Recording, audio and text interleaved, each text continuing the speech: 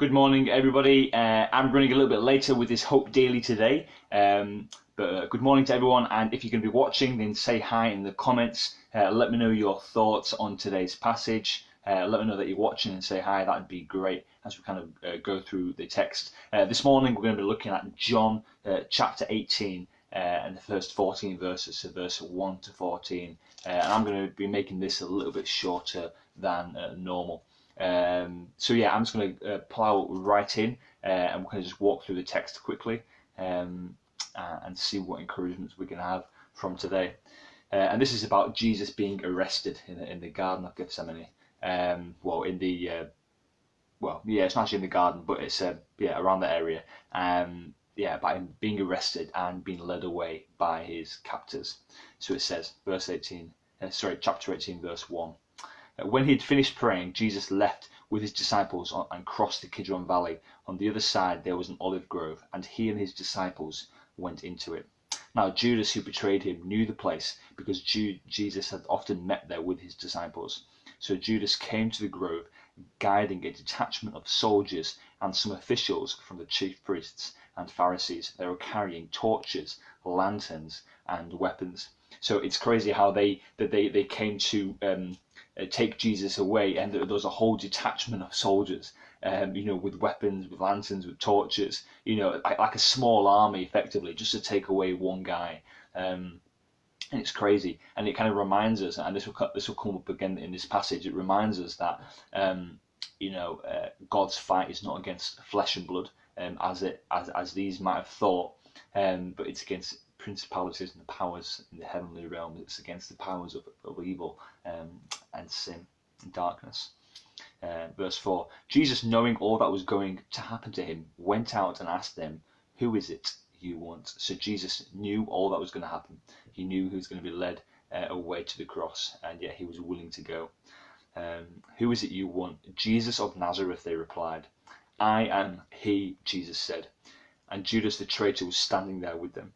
When Jesus said, "I am he," they drew back and fell to the ground, which is absolutely amazing.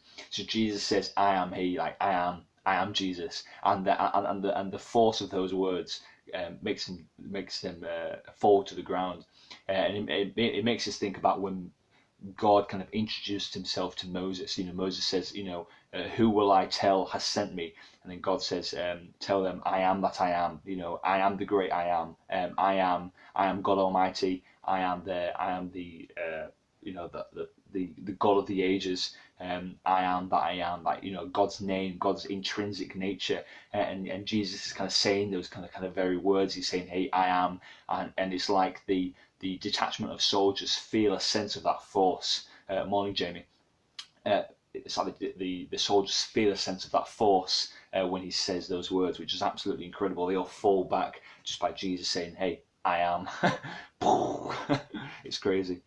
Verse 7, again he asked them, "Who is it you want?" And they said, "Jesus of Nazareth. I told you that I am he." Jesus answered, "If you are looking for me, then let these men go." This happened so that the word he had spoken would be fulfilled. "I have not lost one of those that you gave me." Now that's quite interesting there, because that's a cross-reference from John chapter 6, where Jesus talks about kind of not losing anyone that the Father has given to him. He says in John chapter 6, "And this is the will of him who sent me, that I shall lose none of all that he has given me, but raise them up at the last day." Now, normally we would interpret that and take that to mean as in believers, as in the church, as in, no one can lose their salvation, because Jesus won't lose a Christian, that Jesus has got us firmly in the palm of his hand. But yet in chapter 18, it seems to suggest that those words were speaking more of the disciples, in terms of the disciples not being given over to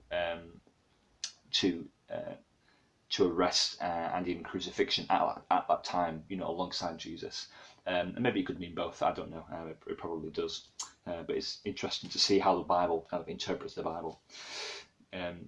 Then Simon Peter, who had a sword, drew it and struck the high priest's servant, cutting off his right ear. The servant's name was Malchus. Jesus commanded Peter, "Put your sword away. Shall I not drink the cup the Father has given me?" So Peter has a hero moment. draws his sword, he goes to attack the soldiers who are taking away Jesus, cuts off this guy's ear, and Jesus is saying, hey, stop with the violence, stop with the fighting. And again, it's like Jesus is kind of saying, hey, my fight is not against flesh and blood, it's not against these people that are taking me away. My fight is against the principalities and the powers, it's against evil and darkness, and I need to go to the cross to win this victory. It's a different fight, it's a different battle. Then the detachment of soldiers with its commander and the Jewish officials arrested Jesus. They bound him and brought him to Annas, who was the father-in-law of Caiaphas, the high priest that year. Caiaphas was the one who would advise the Jews that it would be good for one man, if one man died for the people. Yes, Annas and Caiaphas, they were both the high priests. So Annas was almost like a retired high priest, and Caiaphas. So in John chapter 11, after Jesus raises Lazarus from the dead, and there's a huge following after Jesus. Everyone starts to believe in him because he's raised the guy from the dead. How incredible! And then there's like a meeting of the Sanhedrin, the religious leaders, and in that meeting, Caiaphas kind of unknowingly kind of prophesies and about Jesus dying and plots to kill Jesus effectively, and says, hey, it's better if one man dies, if it's better that we kill Jesus than for us to lose our nation, for us to lose control of the people. And so he was the one who was kind of leading the way in terms of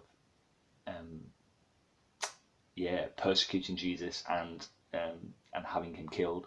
The religious leaders, the elders, the teachers of the law, the high priests, they were the ones who were leading the people astray and leading them away from leading them away from Jesus, and God as well, ultimately, in terms of a greater timeline. So yeah. And I think really, and we'll pause there and we'll pick up the rest of the chapter tomorrow.